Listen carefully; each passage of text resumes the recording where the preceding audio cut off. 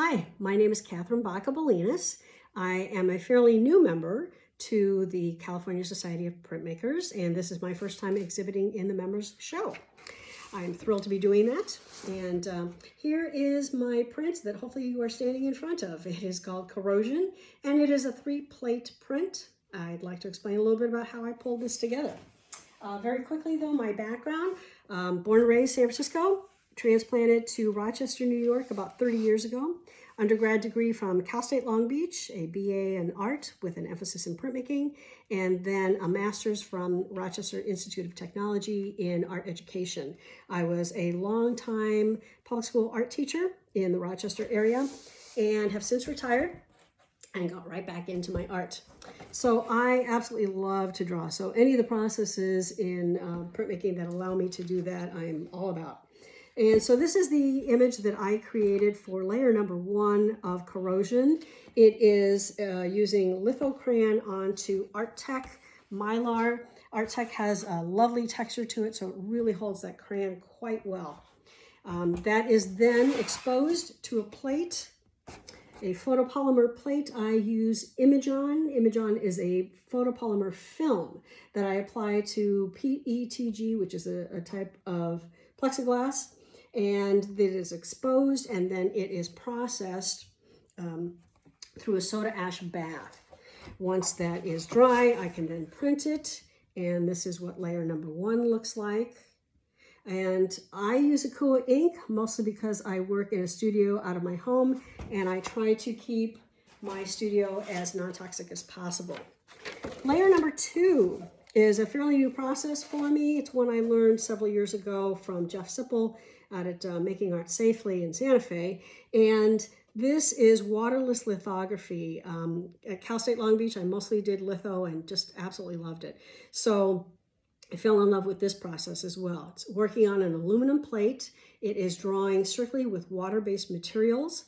After the drawing is complete, you apply a very thin layer of silicone caulk that has a little bit of Gamsol in it. That sticks to the areas where there is no drawing material, allowing you to ink up the areas where there is. And then this is what print number 2 looks like. And then the last plate is again using my photopolymer. Now I was very fortunate in the fact that the gentleman who wrote the book about all these different processes that could be done with Imagon, Keith Howard, was a professor up at RIT, so I got to know him and work with him just a little bit. He referred to this as a mesotype. It is meant to mimic meso tint. And so it is again applying the photopolymer film. This time, however, I'm exposing it to an aquatint screen. If I were to print it at that point, it would just be a solid color. So then I am taking some silkscreen filler and thinning it down and applying very, very thin layers onto the surface here. I'm creating those gray tones all the way up to my whites. And so I'm working in reverse. I love this particular process because of the depth and the richness that you can get from those beautiful dark tones. And so you can see how those all pulled together in my print. In recent years, I've really started to do multiple plates onto my print. I find that it's so much more interesting.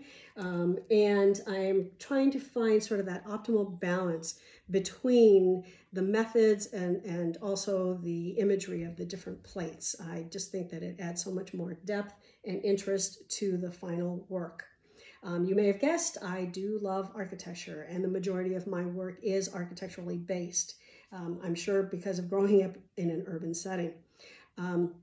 However, I do believe that most of the time, we will stop for a beautiful sunset, we'll stop for a beautiful landscape, but when we're in an urban environment, we tend to ignore everything that's around us. We're, too busy on our phones, and we're texting, or we're tweeting, and so we don't see our surroundings. And so in my prints, I hope that I can feature those types of beautiful old world details that you are missing as we are walking down a city street, in hopes that maybe next time when you get through, you stop and take a look around and actually start to notice those beautiful, beautiful details. Thank you very much for listening. I hope you enjoyed my print, and I hope you enjoy the exhibition. Thank you.